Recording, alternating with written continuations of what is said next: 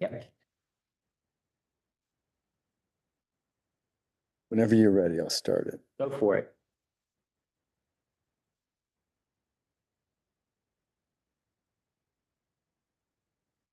Recording in progress. All right. Welcome everyone to our meeting tonight called Meeting to Order. I wanted to just general thanks everyone for the flexibility on scheduling. Obviously around town meeting and elections and everything, it was kind of hectic. So, now as we kind of see a landscape changing here in Manchester with some projects, particularly the Depot Street project, which looks like it will be closing end of this month, which is only 10 days away, 11 days away.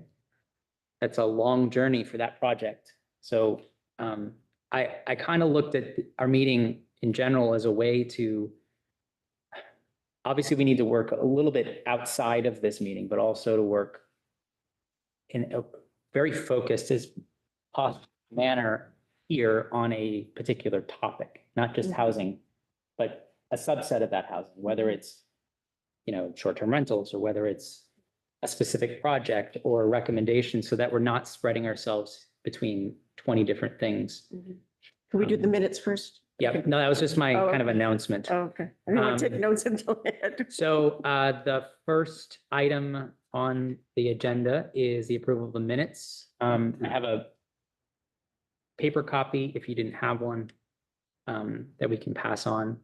But that's from the meeting from 2/13. I move to approve the meeting minutes as written.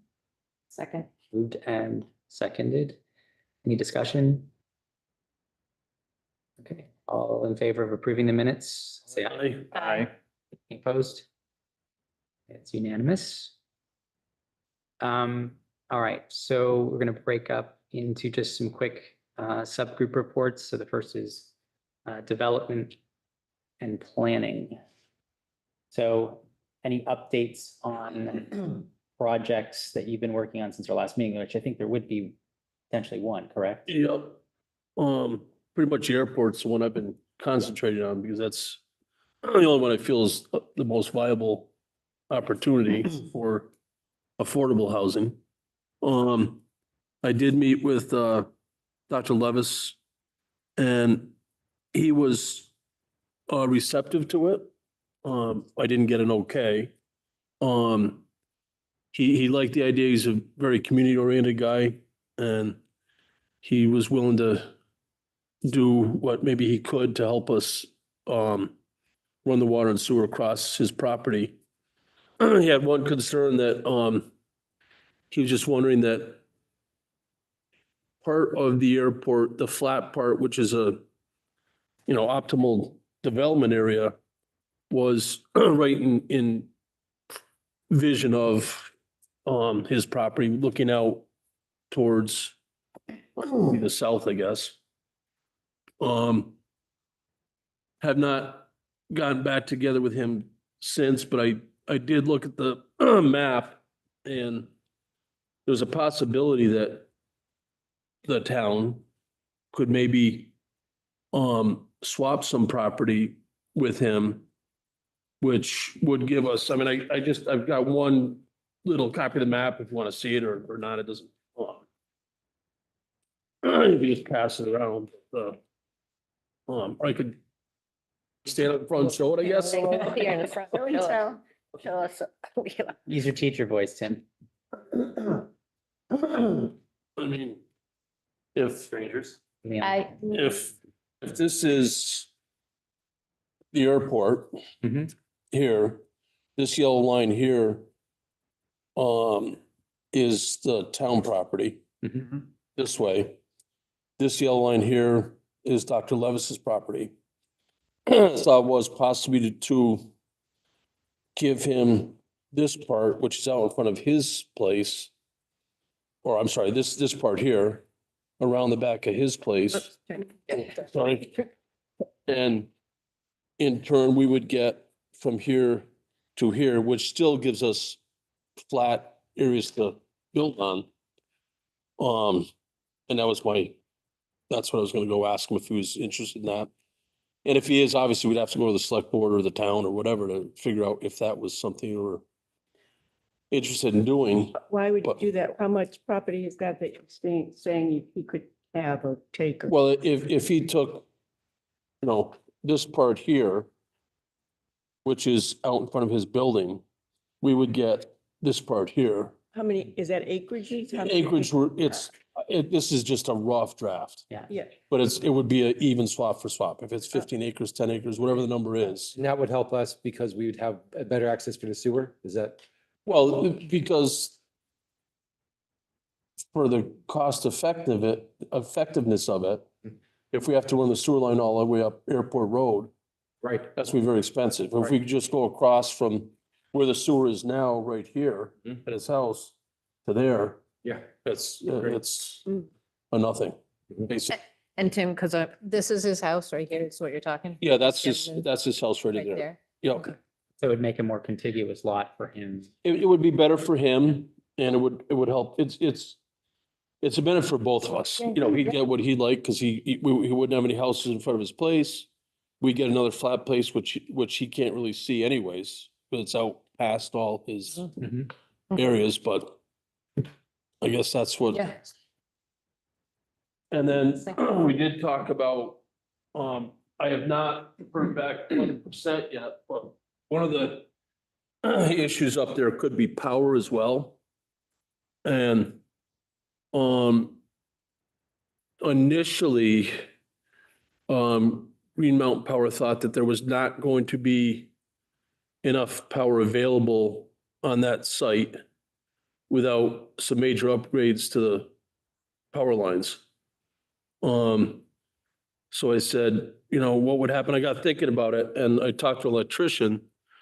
And if a normal house with electric stove, electric dryer, mini splits or whatever, heat pumps, it's quite a bit of power and it could be as much as, 90 to 100 amps at peak if everything is running at the same time. If we went with the initial quote for the houses we're looking at had propane heat in it, propane water heater. But if we went with propane dryers and stoves, it drops it down to like a maximum of about 30 amps per peak amp time, which would be only 1,200 amps for 40 houses. Why would we go with fossil fuels and not go with solar? Well, because of the price. I mean, if someone could come in and put solar panels up and it was free, my goal is to try to get the houses in at an affordable price. I hear you that. If- I'm there every day with that. If it costs more to do it, whether it's solar or heat pumps or whatever, then if somebody wants to come up and kick in an extra $1 million or $2 million to do that, it'd be great. Wouldn't heat pumps be cheaper than putting in an oil system? No. You mean a gas, propane? No. Okay. Cheaper how? Why isn't it cheaper? It'd be cheaper because you wouldn't need to put in the copper pipes for all the tubing, all There's the nothing. baseboard, No, Nothing no, else. it's hot air heat. hot air, like with ducts. Ductwork, yeah. Ductworks cost money as well. I mean, it would seem like heat pumps just one. But then unit on a heat pumps wall. take power. And then if you don't have the power up there and you've got to upgrade the service line, unless you go with solar for the power. I Solar. don't, Does the reconfiguration from the possible reconfiguration with the doesn't left? change anything with the power. Okay. I was just curious because it's physical, like, connection to or proximity to the factory or the warehouse area. Well, that's my understanding that the warehouse area is their own power. So they paid to get that power out there. Okay. I would just be curious in the case of public private partnership that this may be, that there wouldn't be some some workaround with like, if you went as a private developer, full stop, and said, this is what we're doing, and I want to, build a neighborhood with X amount of houses, they're gonna say, okay, yeah, you're gonna need to put in the lines to get it there. I'm curious if there are opportunities for that. with Again, Green Mountain Power. this just happened, I just met with Green Mountain Power today, so I Okay. don't know the final answer on that. So That was So just, because obviously if we're talking about just the homes, I mean, obviously potentially other things that would need to be out there as well that we don't want to just do enough to get the houses by, right? There likely will be maybe something in the neighborhood that would require power. obviously, Yeah, so, if we can come up with that, I know you may have discussed it, but if we can come up with that number and work on that with Green Mountain Power, I have some folks that I could possibly reach out to there to see, hey, this is a potential partnership. and the factory out there might let the town use it as well. I don't know, but I know the it's family. my understanding that that power that went out to those buildings, they paid for to get it out there. Did RK So- Miles come in before or after that? Oh, they were after, I think, wasn't it was Wallace? It was Wallace, yeah, but that was 30 years ago. Yeah, and I think that's when the lines went in, when Wallace was out there, or whoever owns the property now, I don't even know who. Natural form. Yeah, it seems to me, Tim, that if you're gonna put enough houses in the area, it's profitable in the long term for Green Mountain to put the lines out there so they could get the. You can ask, but I've been on a lot of, If it's one or two houses, I see why you'd say no, Yeah. but when it's like 50 houses or more, it's. we'd have to talk to them. Since Vermont doesn't have anything. So again, I just found this out today, Between fossil fuels. so I'm not, I So mean, does we do. Reframe. Reframe does solar. What about, So Gordon, do you know, we should I be mean, sticking with this the is a, renewables. in a town that doesn't have much new infrastructure it's not like Florida where you can build a new connection between, two streets or two avenues, and you've got a whole new municipal road and everything. We never really have that here, right? But do you know, in cases of a growth area, is it always the developers that put the costs of the infrastructure? That's never been my understanding, but I'm not sure about it. I guess, as far as the power goes, it's, You do? let me find more out about it before we waste our time guessing. Yeah. 'Cause once I find out, I do also want to remind you, the town did send out an RFP to developers across the state that we're still waiting for some answers. And we've had some inquiries and sent some information, so we don't know what's going to be proposed out there. right? Did you just send that in-state? Did you send it to anyone out of state? To every developer we knew, and it's posted. I mean, we didn't send it to every developer in the country, no. No, I didn't mean that. No. But it's posted in a place that's visible for Yeah. all developers from all over New England. Yes, So when Reframe was here, they could come in with a, They could if they we wanted. could. they could. Mhm. Okay. The only thing- If I make them aware of it. They have to They do an could do it. RFP, Right. yeah. Yeah. Yeah, I Open mean, for wait, anyone. The only thing with Reframe though is the prices of the houses we're looking at are in the 175 to 200 per square foot. And Reframe is 275 to 300. I mean, I think we have to. Again, count- If we're it- talking about the low income versus the missing middle, I don't think we've ever come to any sort of agreement of what we're going after. I mean, Okay, the if you want missing middle, the if you missing want middle class housing up there, different story, go for it, go for Well, it. I'm just saying that there's multiple conversations about what, yes, it has to be a mix. There has to be a mix. It has to be a mix. The other thing I just want to remind everybody is, we're talking about trying to connect to a pump station at the end of Natural Form Way.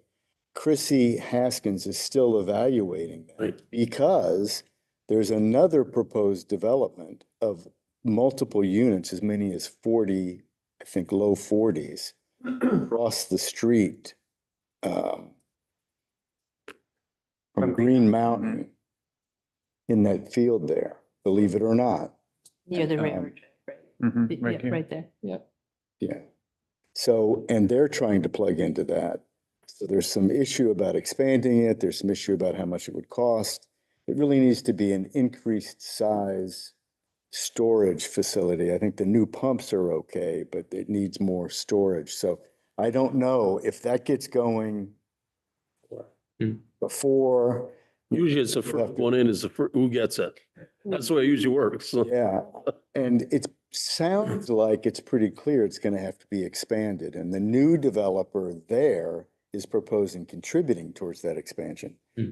I don't, but it's still very early on in that process, but there's definitely been specific proposals about that.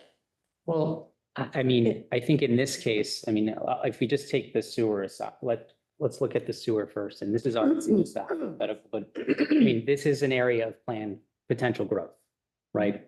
Whether on paper or not, right? We'll talk about that in a second. But, you know, the potential for coming at this collaboratively as much as possible. I mean, whether it's the Levises or the developer for the property across the street, or whether it's the town, or whether it's whomever that may be putting in an RFP that may be something successful, this is going to be it's going to be a group effort. So we have to, I think, working collaboratively as much as possible. Yes, whoever gets connected to it first gets the remaining capacity, but I think we need to look at it beyond that without it affecting the timeline for getting a project that needs this up, or the viability of a project at $200,000 per home. I mean, I'm just thinking that if we're looking for affordable, and neither one of these prices, the 275 to 300 or the 175 to 200, those prices don't include the land. So if reframe is in, on this 175 to 200, the initial quote I got was 175, basically for 1,000 square foot house. And the deal we were trying to work out would maybe give the 25 difference between the 175, the cost of the house, Mhm. and the 200, the sale price. Mhm. The town would get back $25,000 for each lot towards the purchase of the property. But there is now the offsite builders, there is some money supposedly for offsite builders. They're looking at that. And So, there'd be, yeah, there'll so be I think- some money available if they were modular homes. So if their So price came down to That came through, that would, right, and there's a lot of ifs, the same, I mean, there might be more incentives for whoever does it for 175 a square foot. There might be incentives out there, but when you want to figure your cost on the house, you can't figure the incentives if you're not guaranteed you're going to get them. I think, and Joanne, Not just- I'm not, I'm kind of getting this from both of us. I also believe that there does need to be, as part of the grand plan, a more mix of the general types of housing, simply because there is a lot of success stories around neighborhoods, building developments being of mixed income levels rather than just a single income level. That aside, I think the point about reframe can come in and make a RFP, yeah, not having anything to do with this project, saying we would love to build a 10-acre offsite or, you know, mini development section of this property, that they're perfectly willing to do that. But, you know, this is 60 acres. We know 6 of it is going to conservation, so we're down to 56. What is the size of the proposed section for, be a third of that? Well, if it was 40 houses, 3 per lot, 40 divided by 3, what's that, about 8, 40 divided by 3, 18 18 acres, 20 About acres. 13. that we're losing at that end and getting at the other end, or? No. just in general. In general. So Use of- 56, Oh, that project? we'd be taking Total, if it's 40 houses. 50 Or 30 houses, it'd be 10 acres. Yeah. You know, if they did 30 houses, it'd be 10 acres of the 60. Mhm. So, you know, we're still left with more than 50% of the land to be potentially developed at some phase. Mm. If the RFPs, produce something viable. So, And then, well, the thermal energy network too. Now that would take into account the whole property. So if that, I mean, there's so many different ways we're dividing this up and well, and that's the thing I I was wonder gonna if we segue could- to. Is that, the last meeting, we discussed the potential of sharing the cost burden. Where if we came in with something like the thermal energy network. And it meant the trenching and the work for all of that was, a tax incentive at the end, once it was completed and online. That could help in the cost. I don't even think that's an if, it's definitely there. Mm. And I would also say that given the potential growth area, if this was something that the municipality, and I'm not putting this out there at all as something that we want to manage, but that is the potential of this being a revenue source for the town. The actual usage of this network could be, Mhm. it could be metered just like water and sewer with very little upkeep. The other part that I would wanted to put out there is that you met with Jared at the event that was at the What's library. the library? Yep. Yeah. Jared is completely over the moon excited about the potential of that project. And has personally come to me and said, I would love to work side by side with you and offer any planning work, because he thinks that this could potentially be a model for Mm. the rest of New England. Yeah. I mean, So, yeah. and it's not just, he has experience in community developments, like actually developing Mm. land use and that type of thing. So it might be even, a nice side benefit. My point is that with all this extra land, it could be very beneficial to, go to the potential developer and say, this is a focus right now. So can you just give me the So- breakdown on that land again, just so I understand? So we're thinking, what, 30 affordable houses? Well, the total acreage of the parcel is 60, 56, I thought you said. but then we have 6 Six of acres it. that are earmarked Forever wild. conservation. So we're down to 54. Yep. And then the rough estimate on Tim's is, we're saying you're using what number, 40? Well, 40 houses at a third acre You're doing a third. per house. So 40 divided by 3 is Is- roughly 13.3. Yep. So rounded up to 14 14. acres. So that puts us Leaves you 40. at 40. That somebody else for other develop. Yeah, I'm with you. But there again, if we were gonna do the thermal network, that would include that, would it not? What? The project that Tim was Right. talking about. Oh, yeah. Yeah. Yeah, Okay. no, it would, So- it would encompass all, and that's what I was just saying, that this has the potential for the entire area of that development. Right, and that would bring costs down and Well, so I don't, Would the be thermal renewable- network, renewable. we need to renew. is that free? Do they come and just do it? They don't charge you for it, right?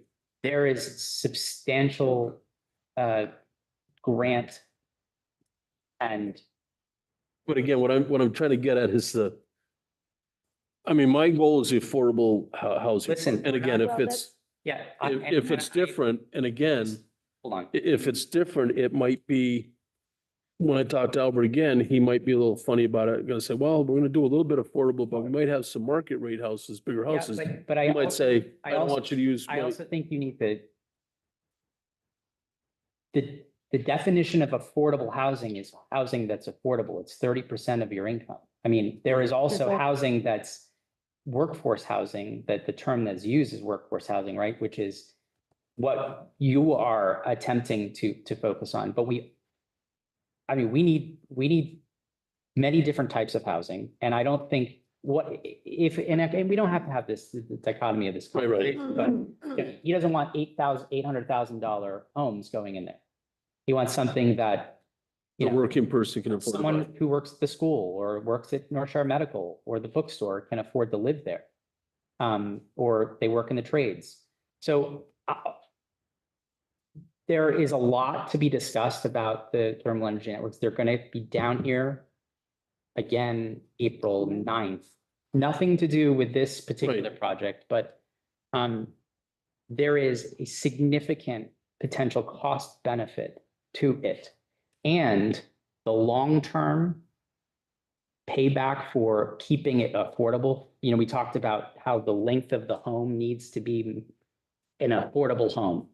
Like, we don't want this to skyrocket Right. to a $600,000 home in 5 years, right? Because of the cost of maintenance and. Well, just in energy general, the value anything. of the home, but if you were, the cost of maintaining in perpetuity this network, which is the most efficient type of heat pump source of energy, is 50% of the costs of most heating fuels.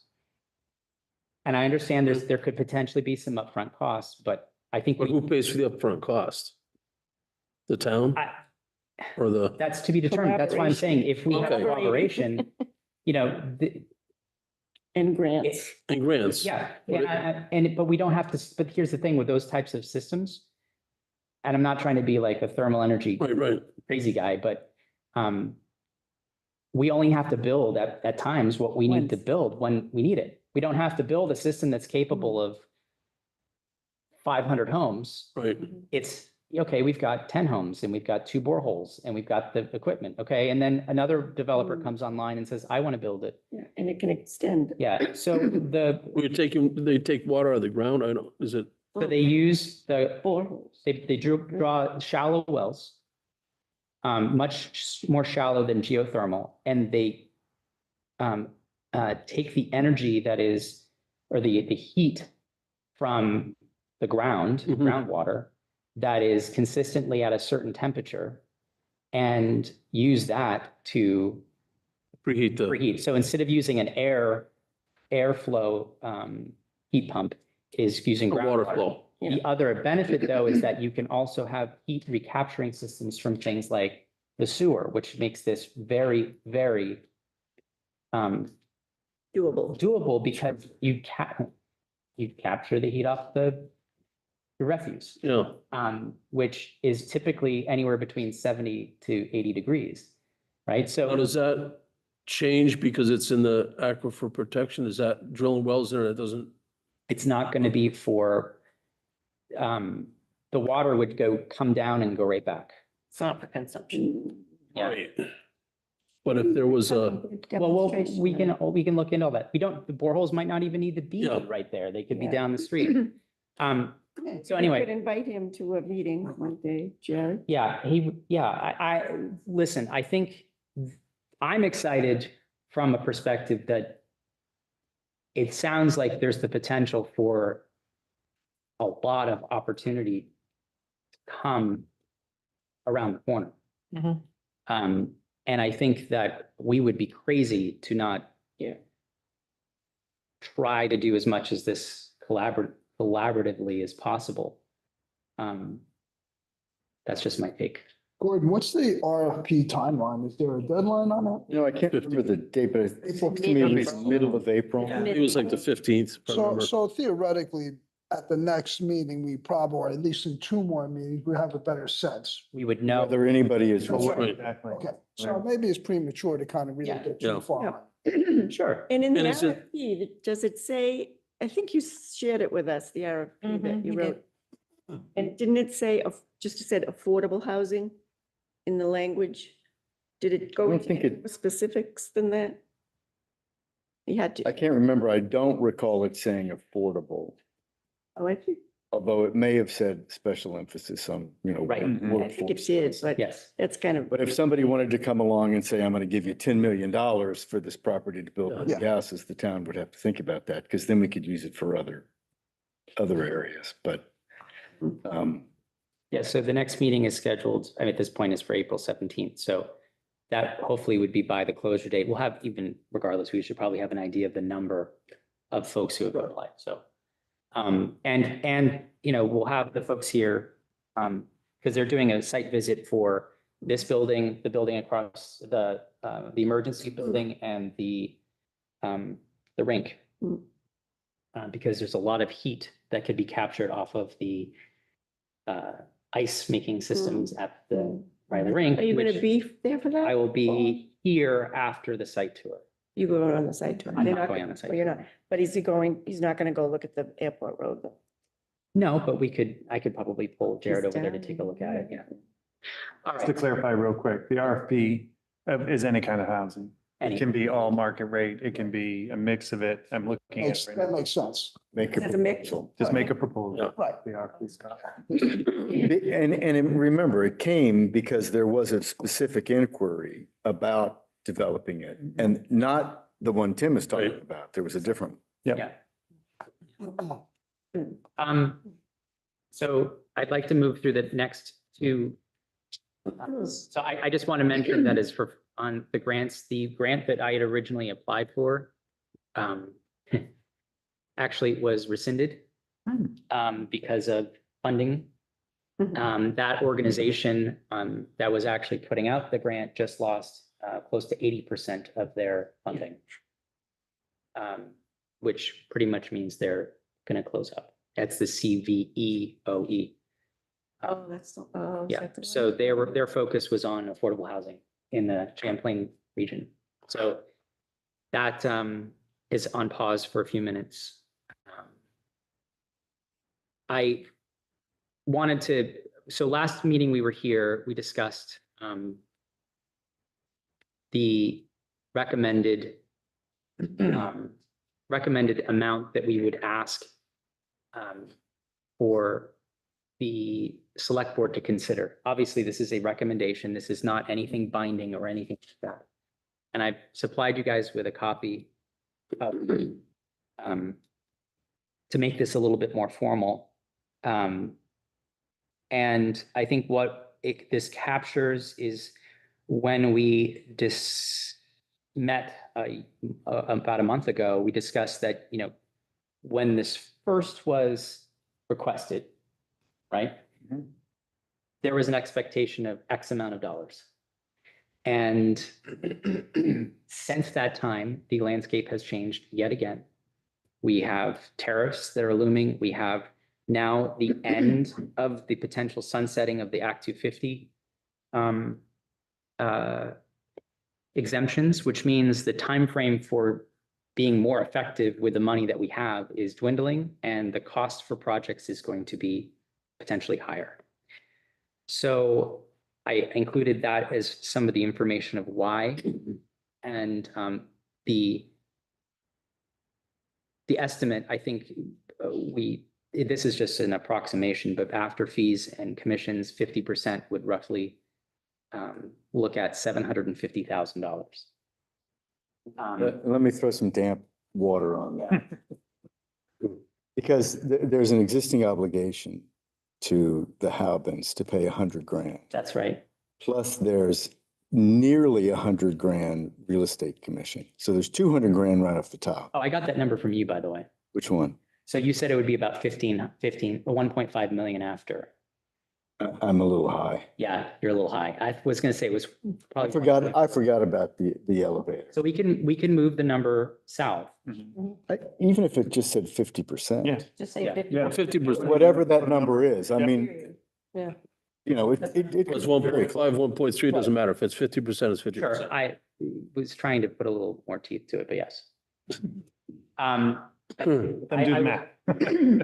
It's fuzzy math, going back to Fuzzy the math. 2000 election, put it in a lockbox. So what I did though say is that, and this was part of our discussion the last meeting, as well as there has been some recent sidebar discussions, and I don't know, I was talking to someone about this. It was actually the folks with, it was Jared and that team Debbie. from Debbie New, who were very familiar with revolving funds for local investments, for a business, or Bennington, for instance, has a revolving fund for to get businesses off the ground. And they've been very successful in saying, you know, I need to get this off the ground, but I don't have the money for fixtures for my business right now. And they would they would make a proposal to the town for this part of this fund, and then they would get $10,000, $15,000, $20,000, and then they would pay it over 2 years with little to no interest. That money comes right back to the town and can be used for the next opportunity and the next opportunity. And there's precedent to use something like that for housing as well. So I put down to kind of give us a time frame to get this stuff done, a 60-day window, so 2 months for us to kind of put together the potential, like, who's who of options for the use of their suggestions for the use of that money. Yeah, with that being said, I guess I'm a little concerned about the comprehensive presentation. I don't think anything's gonna be that comprehensive in 60 days. Okay, I mean, I'm just being perfectly frank. Well, I would ask, what is comprehensive? Well, I mean, I don't care what you ask about it. The definition in my mind, there's no way we're gonna have a comprehensive end. So just so that, I mean, I sent you all what That's what I was gonna the say. previous housing task force put together, a good outline. I mean, it wasn't, and it was taken from other housing trust funds that we saw out there. So it's not hugely, I don't want to make light of it. It isn't hugely complex. And I actually started doing some more work and digging just recently to try to incorporate into that kind of format. So, I mean, I would be happy to take up the charge with any other members here to kind of put something together to put in Yes. front of us at our next month meeting that we could really kind of sink our teeth into. yeah, so that's kind of where I was going on it. I like that. That makes a little bit more, that's a little more digestible. Because we, This comes across as though we're on the precipice of frankly having a presentation to present to everybody that's well, gonna. this is a presentation to the select board understand. on ways that, as of right now, the most effective. I mean, because we could sit here for years and like That's look at left and right. I know that you guys did some great work and you were on the precipice of making a presentation on certain things. And I think we build off of that. We look and, you know, tweak it and agree that, you know, this is the most effective, least effective. I mean, it's all subjective to the most part, but we just need to be able to take that and present and say, these are the things that the multiple housing task force have worked on over the years. And now that we have this potential allocation, these are what we have collectively come up with. And here's examples of where they were used, et cetera, et cetera. Yeah, I know, just to give you some background, years ago, I got all the information for the revolving loan fund from Bennington. And that's it for businesses, and it was Right. tied with SBA loan approval. But you could do the same thing with housing. You could still say, look, we're not going to be the people deciding whether you're credit qualified. But a bank does, the Bank of Bennington just isn't, they say they'll give you a loan. You can have a working relationship with them to say, yes, we'll contribute a second mortgage in X amount of money with this interest rate. And Bennington has an extremely low default rate on this. They've done reasonably well. It's a good tool. And it's kind of surprising to me. I mean, I pitched it a long time ago, but it never went anywhere. I'm surprised Manchester doesn't have something like that. Well, if we get the funds, I mean, a great example, which is what we talked about in our last housing task force was, you know, Woodstock for ADUs had, not only did the state have a program where you could get $10,000 to help build an ADU or renovate an existing thing to create affordable rental properties, but the town of Woodstock had funds in their housing trust fund to help local residents also do that same work. So it wasn't just getting potentially $10,000, they could get $20,000 to renovate or build an ADU. And I mean, that's kind of But I look at this kind of revolving, if we can get some funds in a bank that helps us do that. Well, not necessarily us, but whoever they decide it makes sense to do. Who controls that though? So the Woodstock one has been controlled. They actually hired somebody who manages that trust and applications that come in for various projects, not just ADUs. So they have a part-time person, I Yeah. think she works for the most part. It's like 20 to 30 hours. And of course, it goes in front of the town, select board and stuff with final approval. They have an economic development. Yeah, I think you would have the select board ultimately Yeah. being in charge of it, but probably a small committee that reviewed and recommended to the Right. select board, and then they would have to approve it. But they would be in charge of the money. Right, but if you're giving, if you're lending money or giving money to Joe Blow, you're giving money to me to put an ADU on my house. So what's the, are there any, what's the contingency? Yeah, you're signing a contract. You sign a contract, so. So using it for that, it'll be da-da-da, and that you will keep rentals for a period of 5 or 6 or 10 or whatever amount of years you want, whoever wants to establish that says you've got to keep that rent. Okay, and then, so who actually monitors that to make? That's what that person does in Woodstock, who, I'm just wondering, because someone's gonna have to be the, yeah, like, policeman to go out there and make sure, you know, we're giving you $20,000 to put an ADU on your house. Or you rent out for 1 year, well, next year, okay, we're gonna do just Airbnbs or sell it or whatever. And then You'd have to have security for a while. It may be a security that's forgiven, but you'd have like a second mortgage to have something to make sure you get paid. If they got transferred and had to sell the house, you got to get paid back. okay, The loan could be forgiven if they meet all these criteria understand, okay. or paid back or Okay. whatever the, So it's a loan, not just giving them the money. probably a lower interest loan. Yeah. Okay, So, John, you said that there was something that the prior task force had put together on that?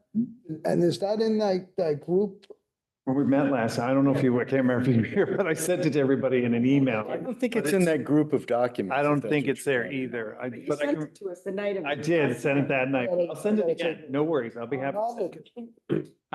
And do you know if Woodstock has a downtown designation? I don't. I don't. I mean, we can look that up. I'm just curious because if I remember right from that presentation from them, they take the fund, the allocation from the 1% sales tax That's correct. that they did not have before. That's correct.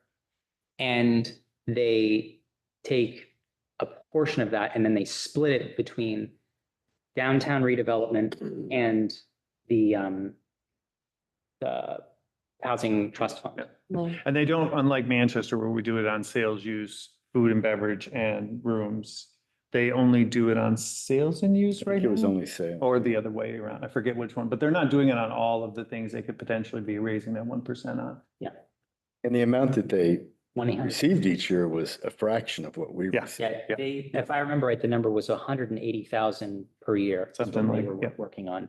And in the presentation, they had built let's see, 10 projects. I'm not sure it was that. No, many. no, I thought it was a lower. It was like number. 3 or 4, if I remember, but one was taking a barn and making it into 2 units or something like that, and another one was an ADU. Garage. There A was single garage with a- ADU unit, and I forgot what the other one was, but there were 3 projects I think they were working on. They were, oh, that's right. They were working on some multi-unit Yeah. projects that were potentially coming across the finish line. Because they were working on, they changed the rules around whether it was rooms Yeah.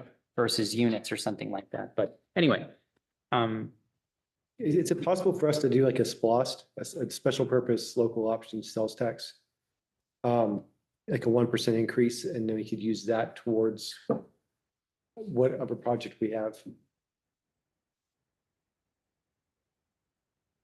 A lot of towns do that. I don't know. I don't know how many towns in Vermont do that, but There's also- I can tell you that Greg Cutler has been a proponent of that. Because I think he was up in, what's the place in Canada that has the Shakespeare Festival? Three Rivers. It's kind of across the lake from Rochester flow in that area. Oh, And they had, I think he was reporting that they had something like a 3% local option, essentially a 3% local option tax. And that they used that money to kind of beautify the town and do these Murals and projects. everything, yeah. And he came back really talking about it. I haven't heard a lot about it recently, but it's out there as an idea. Other places I've lived and had them, and they're really beneficial for the town, for the, local things we want to build. There's also what's called a host. It's a housing option sales tax. And so what that does is it puts a 1% increase on homestead exemption. Well, I'll tell you right now that a more realistic approach is to really push the state to reduce the percentage that they take out of our local option. and that's on the books right now. And they have, and it is on the book, it's being discussed. They take 30% plus fees. And one of the things that's happened is, because this is a passion of mine, they charge a fee per return. And it used to be that businesses would file quarterly returns. Well, now with all this internet sales, the number of returns has exploded. I mean, it's 5-10 times what it used to It's be. like 5,000. And that fee is still the same, whether the charge is $20 or whether it's a $10,000 return. So, if they changed it even from 70% or 30% to 20%, we would have an extra $150,000 or $200,000, close to $200,000 of extra money that we don't have right now. Right. And all they're doing is building it up in surplus funds that they haven't done anything with. It's been asked to be returned. I think that's unlikely. State doesn't give money back. No, no. But if they cut it a little bit, some amount, that'll help us a lot. There's other fundraising ideas I had, including our STR, which is another topic coming up. That's on the next. agenda. So would we be okay if I remove just the line about the actual amount? And say, removing the given and the anticipated? Mhm. Okay, so just remove that sentence and then this is good to send. Well, he had a complaint about I'm just Okay. concerned. I make a motion to approve the letter as written. Your comprehensive. Yes, I will be, you can Writing run the, yeah. Okay. So I will make a motion to approve the letter as written with the line, given the anticipated sale price of 1650 in fees, blah, blah, blah, will be price is taken out. Check that out. Okay.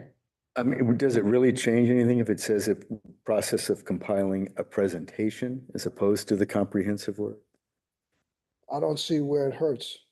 I don't see why the term comprehensive needs to be in there. And I'm a little, are we that concerned about 60 days versus 120 days? Or, I mean, the funds are probably not going to go anywhere from the town standpoint anyway. Why not give ourselves a little bit more time to kind of massage this? I raise my hand and support a shorter time frame if they even accept this letter as an I agree. option, right? They may not. So if they do accept it, which will happen at the next select board meeting. If we get it in fast If we get it in enough, yeah. fast enough, right? So they say, yes, okay, we'll agree to it, or they're gonna take some time and We'll accept discuss it. it.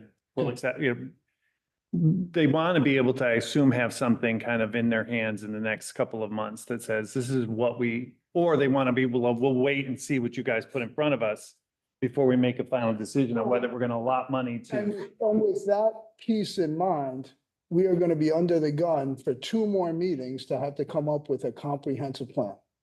Be ready for it. I'm All telling right, John. John's John's feeling confident about you. it. Very hopeful. All right, well, I'd rather be a little bit more strong, hopeful. Want to put 90 days? Would that make you happier? No, I mean, I don't see, How about take the 60 days as soon as possible? Next one is April 1st. April Fool's Day. April 1st is our next meeting and then 2 weeks after that. So I think you should take the word comprehensive out. Okay, so we're striking the word comprehensive. Just compiling a presentation outlining the most effective. That's fine. I second that motion. Yeah. And we're gonna say 90 days, just to give ourselves an extra period. Right. well, give us 1 more meeting at Yeah, least. yeah, I yeah, mean, we'll do it. We might get, but we can get it to them early. That's even better, right? 100%, yeah. Yeah, and I think the impetus for the 60 days, to be honest, was looking at the needing to be in the shovel-ready position for those, any sort of exemptions from Act 250, those have to be shovel in the ground by January 1st, 2027. Gotcha. But then let's keep the 60 days. I mean, if we're gonna be under the gun in that regard, because if there is a reason for the 60 days and you obviously have something in mind, then I'm there. But if it's just a random day, number of days. No, it was. Yeah, if you have something in mind. with it, then- Yeah, it's also thinking about, if we extend it too far and gives ourselves too much leeway, it also, we lose a construction season. Well, I mean, I think I'm fine with 60 or 90. I don't think we can deliver sooner than that. Yeah, let's just do All right, so 90. what's your motion? Okay, I'm making the motion to strike the sentence, given the anticipated sale price, that whole last line of that, to strike the word comprehensive and change it that we will present something in 90 days, within the next 90 days. So we have, That's fine. Okay. Yep. well, Gordon, what do you think? Fire before the expiration of 90 days, yeah, exactly. whatever. You can do it. If it's done in 60 days, great. Yeah. Exactly. I do it in 30 days. I do it next week. All right, Okay, is there a second? I second. There's a first and a second. Any further discussion? All in favor, say aye. Aye. All opposed, say nay. All right, I'll make those changes and I will get it to the select board. Talk about them. Nice job, John. John. And John, speaking to say. John. All right, so the next item is kind of what we discussed and we took so damn long on that other stuff, but really focusing in on a single topic, and that is what I would like to bring up is short-term rentals. There's 2 pages to this. There's 2 pages, Keep so. going. I wanted to just collectively give everyone a update. And I just want to throw this out there because this is something that I'm a data person, so I'm looking at this stuff and I'm not going to quote AMI or anything like that. So if you haven't looked at it, housingdata.org is the Vermont website that houses all of the housing data for the state. They collect data from multiple sources, but in particular, for short-term rentals, they look at AirDNA, which they have a relationship with their database where they get updates on a monthly basis. And I thought it was really interesting. I don't know if you can all see this. Here, let me take off the screen here. So the start of this date right here is, oh, geez. It just updated. Oh, because it went, hold on one second. My point in saying this is that they've added an interesting calculation, which is the occupancy rate. How many rentals? So when this was first started in this calculation, July of 2017, so pre-COVID, we were estimated to have 137 STRs according to the data, with a total reservations of 227 for the month, 17 days average listed per property, 8 reserved days per property, which makes a occupancy rate of 0.41.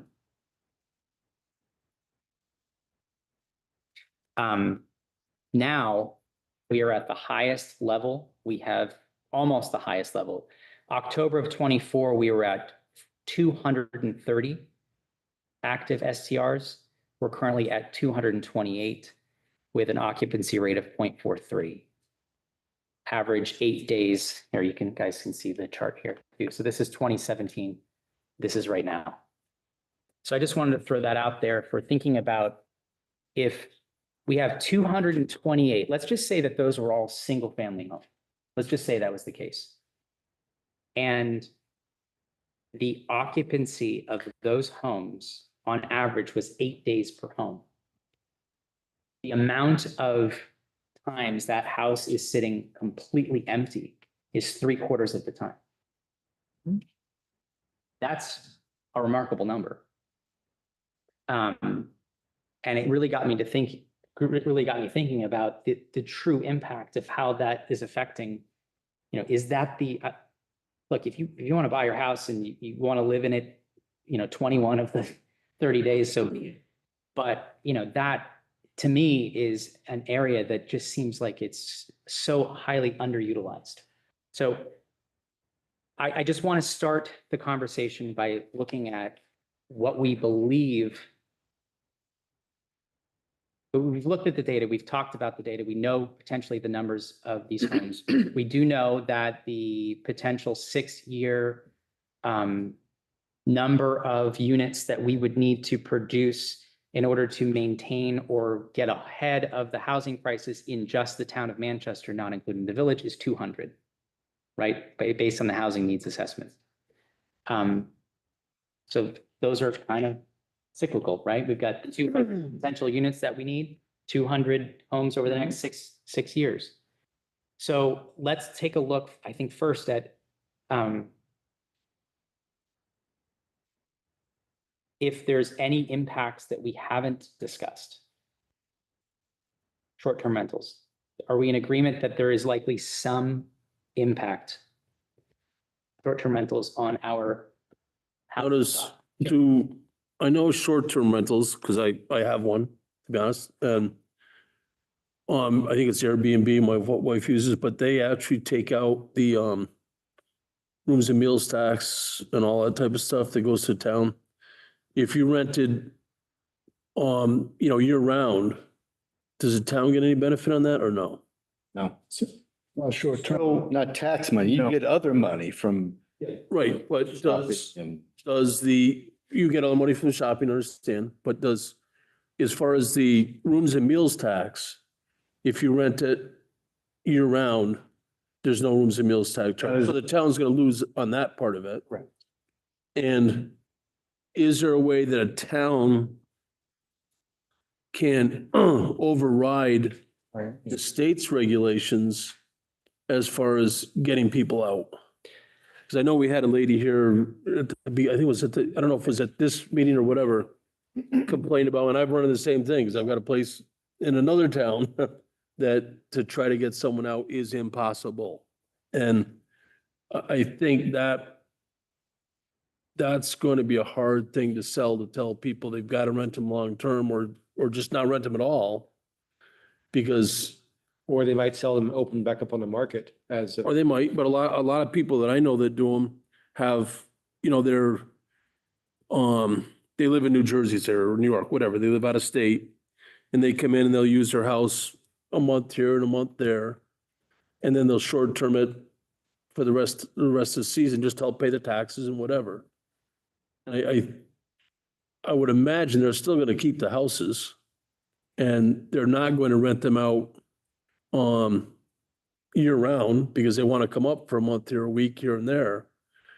And I think what we as a town would lose in the 9% or whatever the percent of the rooms and meals tax is, I think that's not really beneficial for the town in my mind, but I might be wrong there. I'd like to counter that, just, if you aren't staying in an STR, then you're more likely to stay in a hotel. So the rooms and meals tax would still be received by the town. If there's enough Because the around them. hotels would fill up more rather than having a half-full hotel and everyone else in an STR.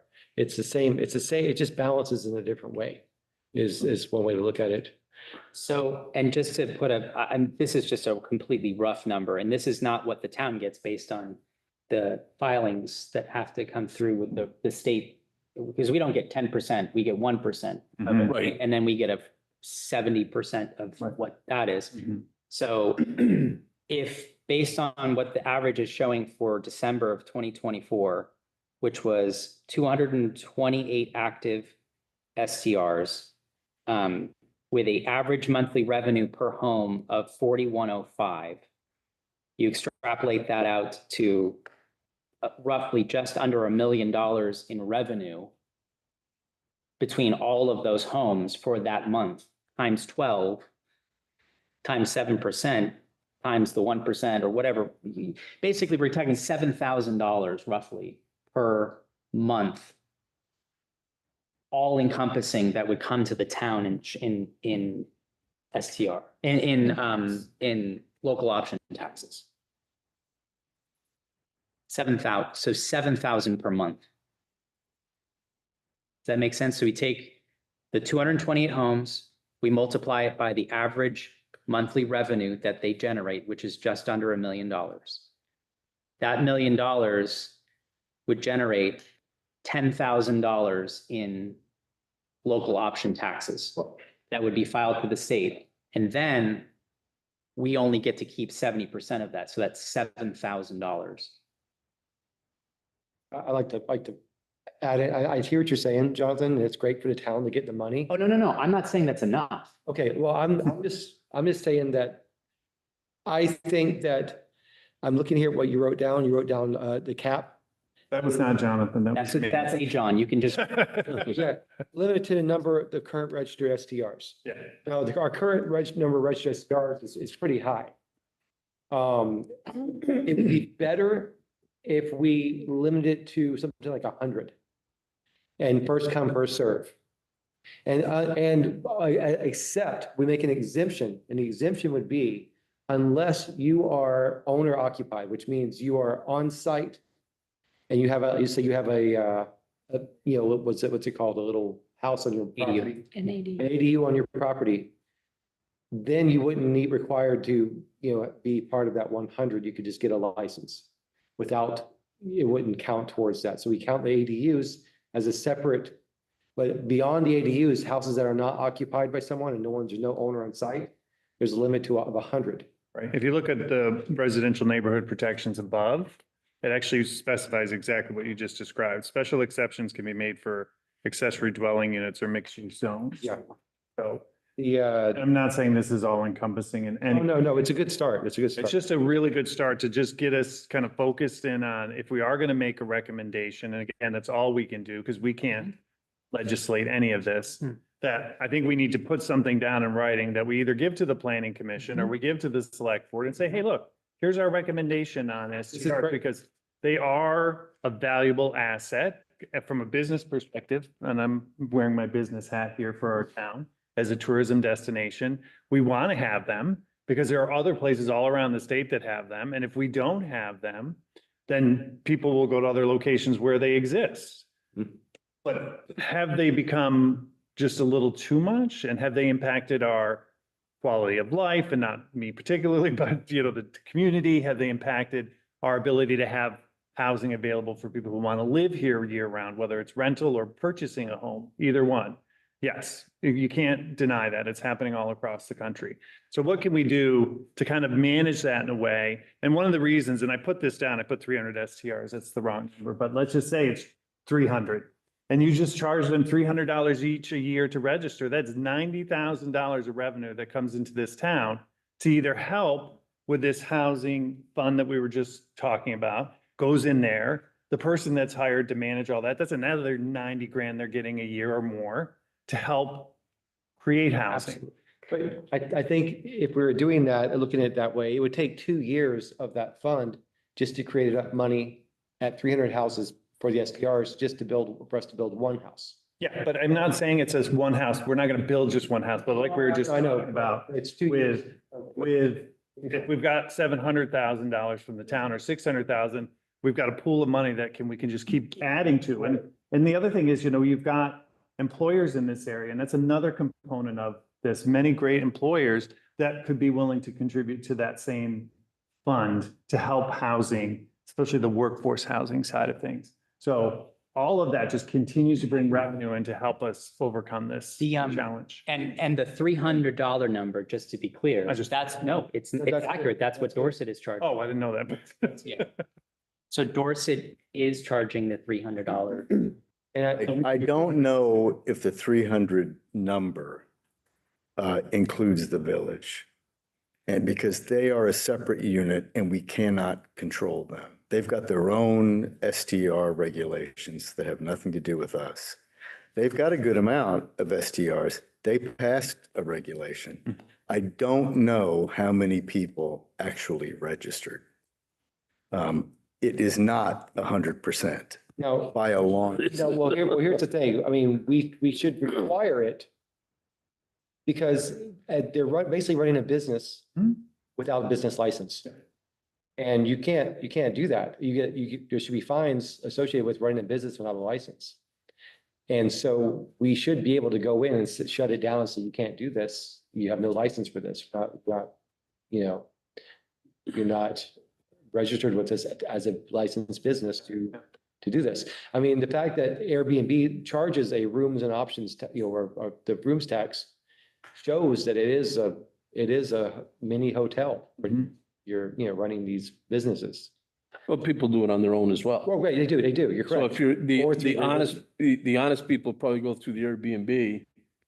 The people who are Right. trying to scam the system are just gonna do it on their own. Usually people with more rentals, usually people who have 3 or 4 or 5 will go through Airbnb because it's easier to do it. And that's another thing. I know there are several people in town who own 3 to 4 houses as part of that 200 and something.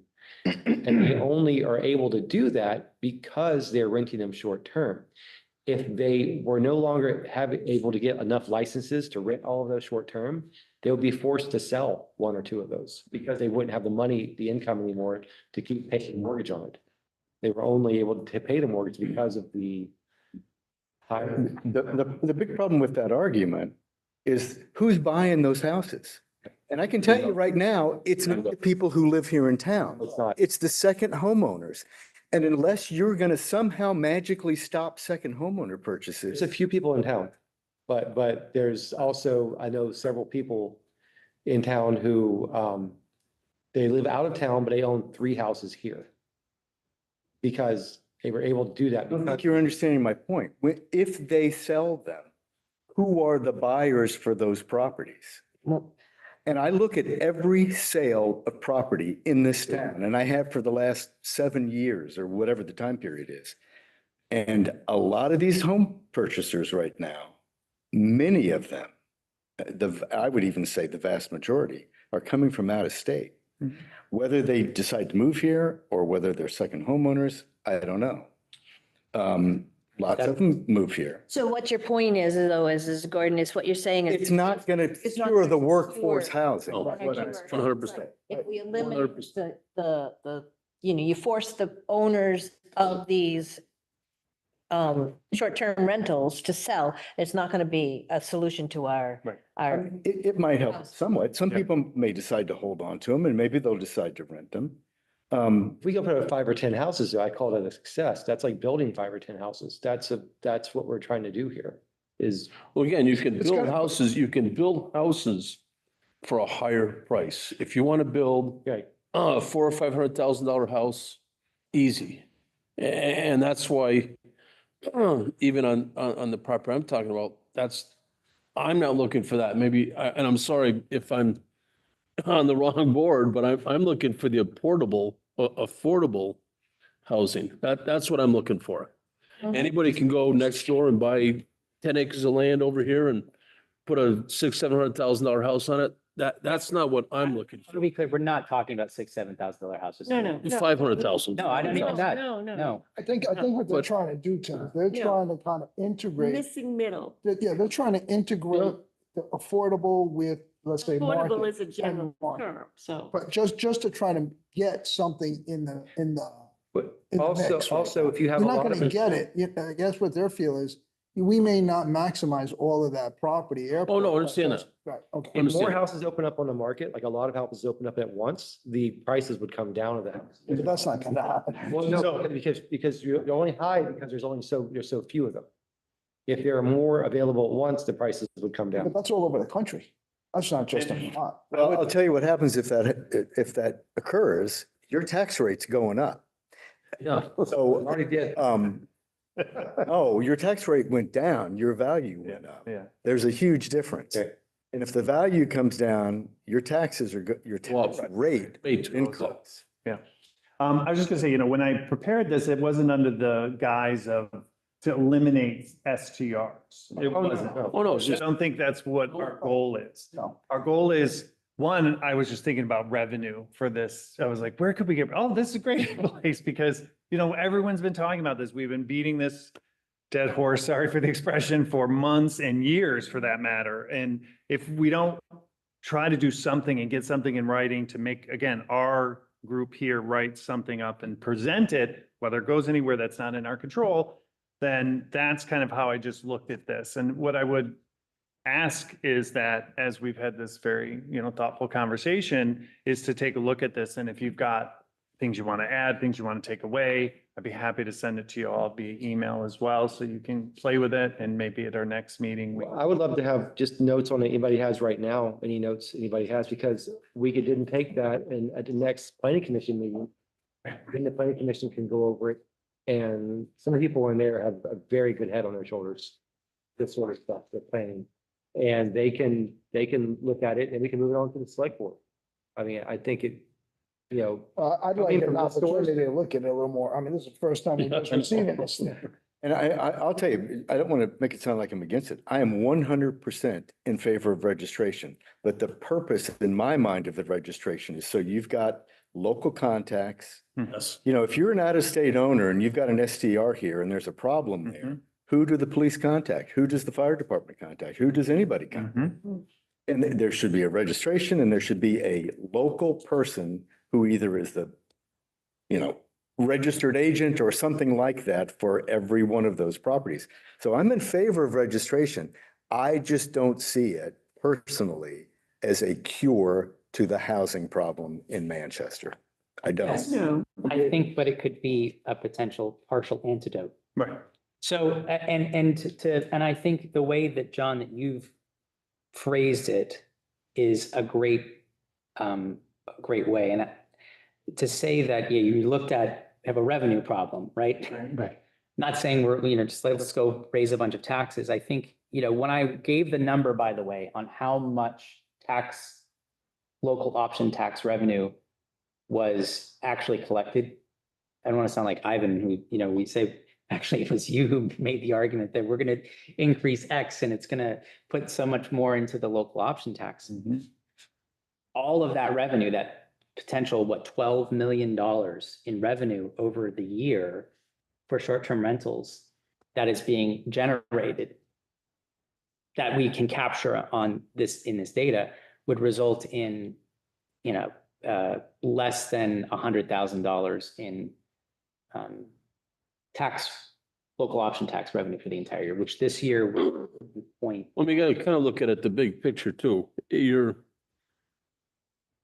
Manchester gets 1% of it, or what, you know, 60% or 1% or whatever it is, 7%, yeah. 0.7%. But if the tax is 9% or whatever that number is, whatever is left over, the 0.75% we get, the rest of it, the state of Vermont gets. So in the whole scheme of things there, which they would not get if it was a year-round rental, the state of Vermont would get none of that. Yeah, but I think we're all in agreement though here, though, Tim, is that we're not eliminating them. But if we were able, we're not No, eliminating. no, I know, I understand that. Yeah. Understand that. And I'm just saying that every one that is not there is a 9% that the state of Vermont does not get, which in the whole scheme of things, part of the money that goes to state comes back to us in a sense, whether it's helping for education or whether it's And whatever right it now, is. So we, So, if the state gets less money, we're gonna spend more money to help the state fund everything else in a that's probably sense. why they're not. they're still gonna get the money from the property tax. So, you know. But I Right. think But this is what I was extra getting money. at, John, for your presentation was that if we were able to leverage, for instance, a fee for the registration. Be 100%. because we want you to literally take ownership of the fact that you are doing this, and that were to generate X amount, $90,000 for the year. That money, yes, could be earmarked for the hiring of a part-time person to manage housing options Yep. and the revolving loan fund.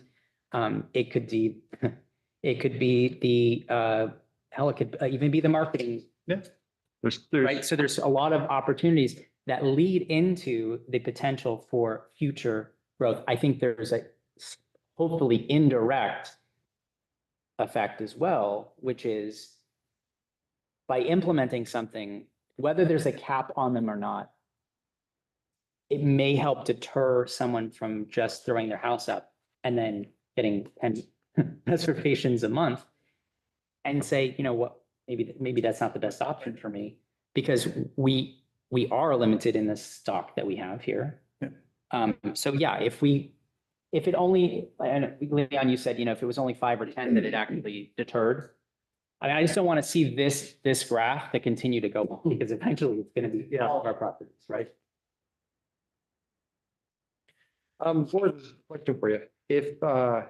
If we were to implement something like this, what would be the time period people would have to comply? Like, would it be 30, 60 days, 90 days before they'd have to comply? You'd have to give them some kind of notice and say that as of June 1 or July 1 or whatever the time period you wanted it to be, I guess. Okay. July 1 would make sense. And then if they didn't comply, could there be a fine, or what could we do? Yeah, there could be, and you could look, I mean, the village passed exactly what you're talking about. I don't know what their fee was, but I don't know. I remember hearing, 30 days after it was supposed to be in effect, they had yet to register anybody. I think eventually they did, but you do have to have somebody to enforce it. Right. And I saw today, by the way, I've been here for however many years, somebody came in with a traffic ticket, a parking ticket. And I said, I don't, nobody had ever seen one before. From Manchester? From Manchester, $5. It wasn't the police really. And from the $5. Manchester Police Department, it was nothing but an envelope that had some stuff written on it. But I think it was legit. But the point is, we don't have that enforcement capability at this point right now. And you can impose a fine, but that also means you have to enforce it. You've got to set up a mechanism for enforcement. You've got to set up a mechanism for somebody to say, wait a minute, this fine is unfair. If it became sort of like a law, a local law, ordinances are like local laws, I mean, couldn't the police force then enforce? Well, not paying their fines? I think that's a tough. Yes. Do they want anything to do with that? It's not. Yeah. But you could set it up, sure, of course you could. I've got a complex that's 300 units, and I'll say about perhaps, 10% rent on their own. To try to, and I deal with, whether it's local rental agencies, whether it's Airbnbs, Vacasa, you name it. At the end of the day, it is impossible to, now I won't say impossible, it is very difficult to try to tie somebody to them renting their unit. Mm. I don't care what you do. I mean, it's a guest, it's a Exactly. family member, it's this, and unless you get access to their tax returns or something that personal, you're not going to enforce that. And I've been doing it for 25 years. So I'm telling you what the reality is of what I see on a regular basis with that. The Airbnbs, as Tim says, is probably the best way to go about it because you're guaranteed to get something. well, so again, it's in this, I just sent it all to. I think this is great. No. I like it. That person, which you have, this just can't happen without somebody being dedicated, whether it's on a part-time basis or more full-time basis. And that's part of where that $90,000 would help. What I'm pay. saying, John, is I'm as dedicated as you're gonna get to it. Yeah. I'm boots on the ground. Right, but I'm There's just no saying- way that I can tell somebody that you're renting your unit. No, I'm not saying that they're out there policing, but if somebody could go totally under the radar. But if you go to Airbnb and you're checking that and AirDNA and that Different. unit is listed as a 100%, result. 100%. Yep. I'm talking You can about the take a individual. screenshot of that. Oh, and yeah, now I'm you talking can about find- the individual, and Yeah. we're not gonna capture, to Gordon's point, we're not gonna capture We're everybody. not We gonna. capture 70%, we're 70% ahead of the Yeah, game. So absolutely. I'm all in favor of it. So that's what the state of our fire marshal and plumbing inspectors actually look through the journals or the wanted, the places that have places for rent, and they actually go to the homes to make sure that they've got the fire alarms and all this and that. So that's, the state does that. I mean, obviously they can't get everywhere, but I've had places where they've come in and said, you know, this is a commercial building, because once you rent, not as far as the town's concerned, but as far as the state's concerned, once you rent, it becomes a commercial space. May You I, have to meet the fire and Yeah. electrical and plumbing. so can I was just forwarded by someone, the Dorset, first, the application. They ask a number of requested bedrooms, option to add +2 additional occupants for the, so you could have a max capacity. You have a checklist of supporting documents. One is the short rental safety, health, and financial obligations, which is available on the Vermont Division of Fire Safety website. Phone numbers and directions of at least 2 of the nearest hospitals to the property, and instructions on the location and proper use of the enclosed receptacles, use of containers for ash, coals, instructions for parking, et cetera, et cetera. And it actually states the state noise regulations as well. There's a verification part of the process, and they charge a $300 fee. You do a check or whatever.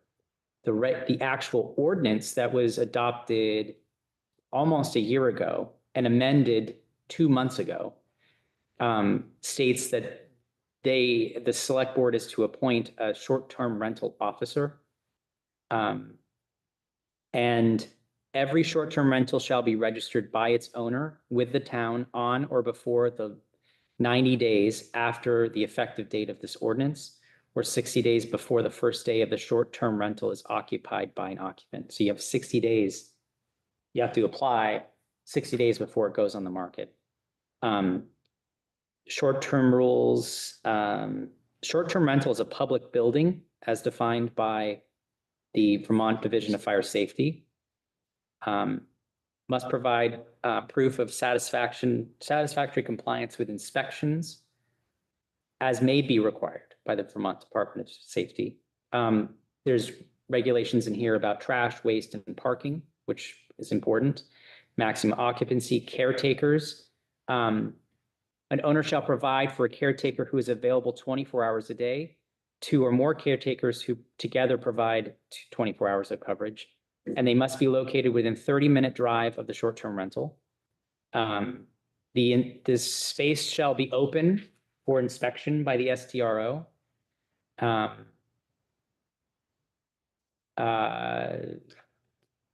And then be advised that any person who violates Vermont state law against blah, blah, blah, between sunrise and sunset, that's the noise ordinance.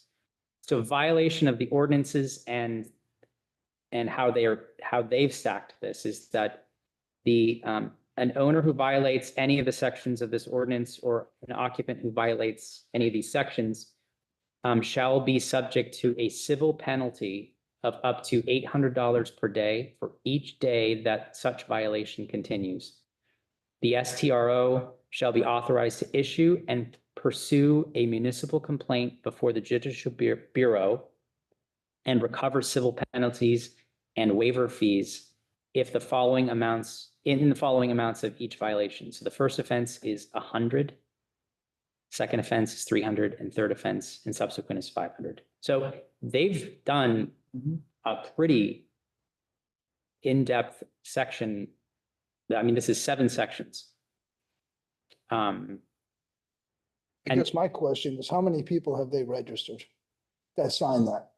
I don't know. And actually, let me get the number while I'm right here. I mean, that's a nice document, but Sure. And again, you're right. But we do have this, I think we do have to start somewhere. And I think the registration is the start. I mean, I'm all in favor Yeah. of that. I get concerned when we start trying to enforce things that we don't have the resources for and so on. I mean, and then when we get down to the individuals that rent on a personal level, not going through an agency, I've been down that road and you're spending a lot of resources and time and energy to go get almost nowhere. Well, I don't think that if there's an STR officer, as we'll call it, even for this town, that they're gonna go run out and try to police that. They're really just, we're trying to get people registered, and then they're just holding those who are registered Agreed. accountable to that. And I think you're gonna get the majority. Yeah. You guys should share as I was gonna officers. say, what? You should like, so that's Dorset you were looking at. Yeah, Yeah. no, They're having an officer, it may go for them. That's a That way great you idea. should That's a share great that, idea. Why because- not? Because if the person learns the Right. rules and regulations, why Absolutely. should someone, you just. And that's probably not a full-time job for Dorset part-time. anyway. That's oh, what I'm it's, saying. it's an appointed position anyway. It's Right. probably It's not even paid. Yeah. So it's not even a Not even pay? paid, Uh, but I mean, Okay, you're not gonna get some. and by the way, the number, I mean, I don't know, it could be, it could be, per whatever, but I was gonna say the, Dorset numbers, by the way, 79 active Yes. SDRs. Yeah. So, okay, so we're running up against the clock here. I think, let's take a look at this. I'm going to put in the Dorset things into our collective, folder so that we have that. You had, More work that's done, by the way, when we submit it to the planning commission. The fact Easier that it's gonna- it'd be easier for them and then just select board. yeah, I agree. So let's make this. Well, you've got two things on your plate, John. You've got, so we, obviously for our next meeting, we need to come back with,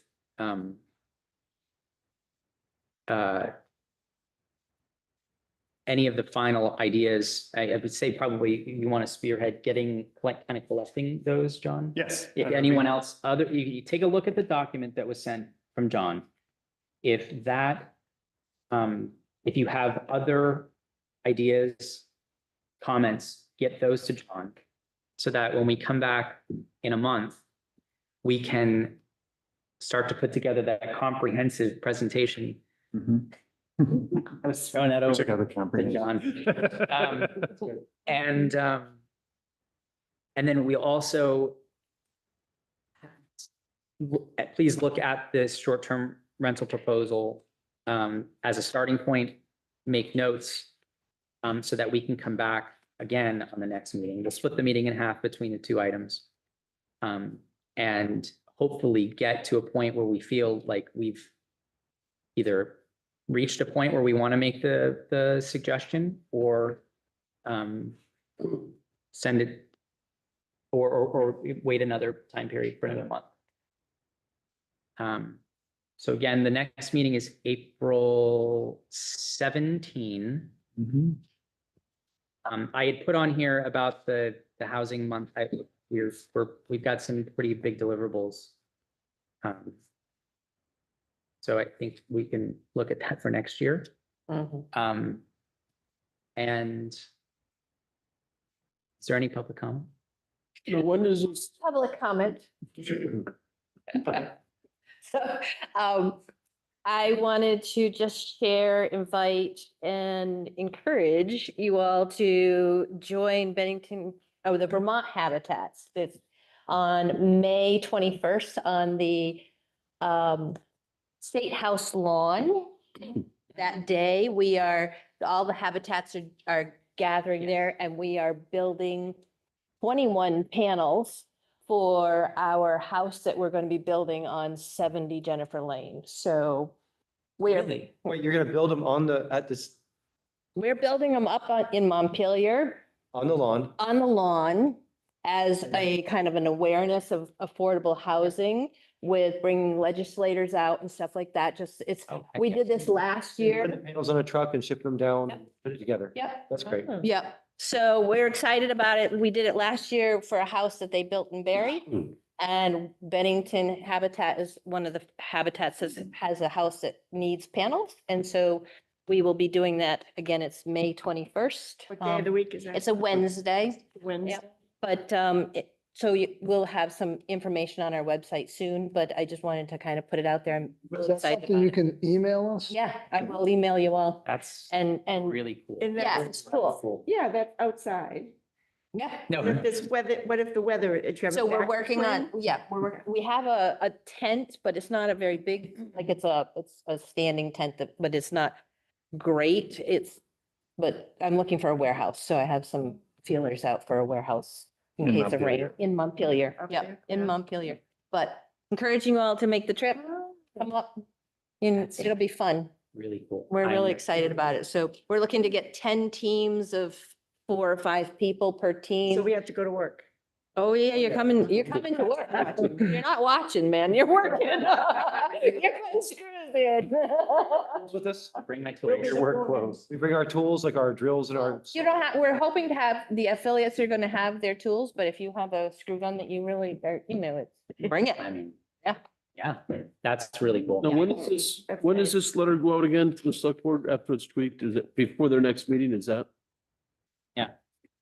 And I'm and So April 1st is the next meeting, which should be the first day after potentially the closing.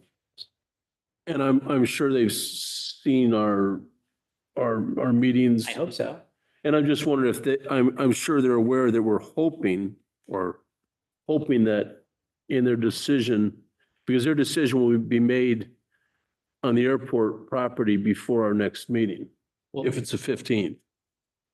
Well, that's just that when the RFPs. are Right, they don't make in, any that doesn't decision. mean- Those are Okay. their due. They're just So due. that's just when they're due. They're not making a decision before next, okay. No, And what do they do? April. sometime mid-April. In Mid-April. Oh, I should have looked. I had it. I didn't even look at it. Okay, anything else? Motion to adjourn. I second that motion. All right, all in favor? Favor. All right, Aye. thank you, everyone. Thank you very much. Oh, God. Yeah, because So I can't. in Colorado, Breckenridge, they do the same thing with the short-term rentals. There's gonna be one topic. Well, I don't- Actually, Yeah. no. $150. Tear it apart, add what you think, it's a good thing, because it'll